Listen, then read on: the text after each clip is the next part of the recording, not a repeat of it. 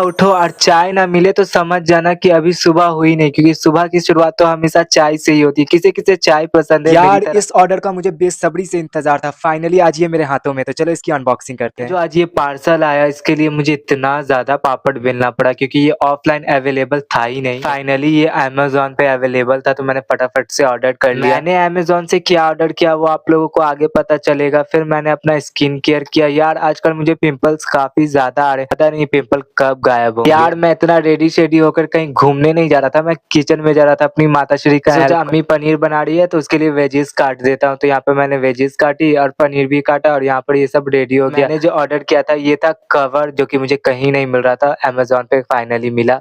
और then evening हो रहा था, तो इवनिंग के टाइम पे मैंने खा लिया यहाँ पे समोसा और ये ब्रेड पाव। ब्रेड पाव किसे-किसे पसंद है ये वाला इमोजी ज़रूर से टैग करना। देन मैं हो गया डिनर। पेट तो शाम के नाश्ते ही से भर गया था, पर यहाँ पर घर पे बाकी लोग थे उनके लिए यहाँ पर खाना बन रहा था। यहाँ पे कचौड़ी बना रही थी और यहाँ पे पनीर का सब्जी रेडी हो गया था। तो यही था आज का व्लॉग।